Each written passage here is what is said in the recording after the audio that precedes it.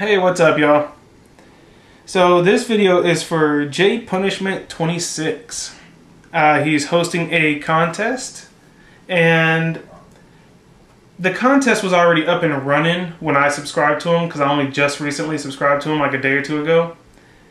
And so I don't know if I will qualify, for this to be an actual entry, but he's got a great channel, and I just want to support him. So if it's an entry, great. If not, no biggie. You're going to find his link to his channel in the description. So definitely go check him out.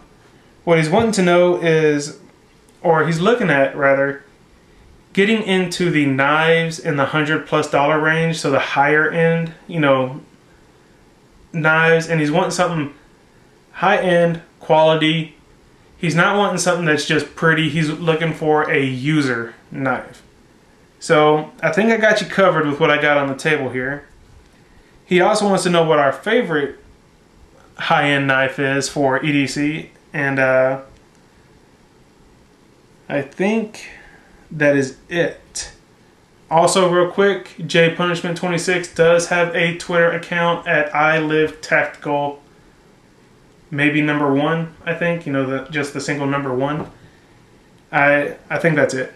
Anyway, check out his channel, he'll tell you about it. So for your knives, this is what I got for you. This is a 0 tolerance, number 121, Kydex sheath with a pretty cool little lock system there for your belt or bag or whatever you got. You're looking at here in around the 125 range. S30V steel, blade is about 4 inches or so. Awesome fixed blade. If you need something that's a heavy user, thick blade stock, and of course it's hard to go wrong with a fixed blade anyway. But you didn't specify about fixed blade or folder, so I wanted to share this with you. This is in that price range you're looking for. 0 tolerance is a definite high-end, high-quality knife makers, knife company, so that's one recommendation I got for you. Next up, and this is actually below your price point, but why not a Manix? Now, some of the Manixes definitely are well over $100, but just this plain black version, you should be able to get for maybe around $60-ish. 154 cm is the blade steel, at least on this one. I guess they're all that way. Definitely a good user knife. And if you want something just a little bit bigger, they do have the Manix XL, which will, of course, bigger knife, bigger price tag, but still within your ballpark, I think. So definitely worth checking out as a Manix. Next up, high-end, great user. I wouldn't call it a heavy user, but the Spyderco Military, and definitely the titanium is my favorite. But you do have the G10, which is about half the price. The reason I say it's not a heavy user is it's got a thin blade with a very fine tip on it. So depending on what uses you plan on putting this knife through, a military may not be ideal. However, I love the military. Anyone who's watched my channel long enough, I love the military. Next up, you got the Microtech Select Fire. They got a few really nice Microtech folders. This is just the only one I have, and I think this would make a hell of a user. But with a $250 to $300 price range, I don't know if that's a little too much for you, or if you just wanted anything over $100. So this is definitely worth checking out. A nice, good, thick blade on it. S35 VN steel, aluminum handles, carbon fiber inlay.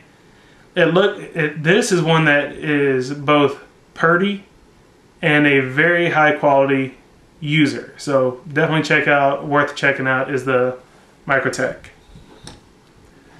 Last up, another 0 tolerance. This is the 301 with a tiger stripe blade, S30V steel, titanium frame lock. Originally this thing had the olive drab green G10 scale, but Tough Thumbs hooked it up with some carbon fiber and a very fresh G10 backspacer and liner. And this one you're looking at, again, anywhere from $275 to $325, just depending where you go to get it. But very highly recommend this one. This is probably, I would consider the best user besides the fixed blade on the table. You know, heavy user anyway. Also, I want to make a suggestion. I don't have the knife. I used to have this knife, but I had to sell it a while back when I needed some money. Another zero tolerance, model 350. You'll be able to get this knife. The price has actually gone up for them. When they first came out, you could get them for less than $100. Now it's a little more, maybe around the 120 mark. But it's G10 both sides, a very nice liner lock, a very thick liner lock.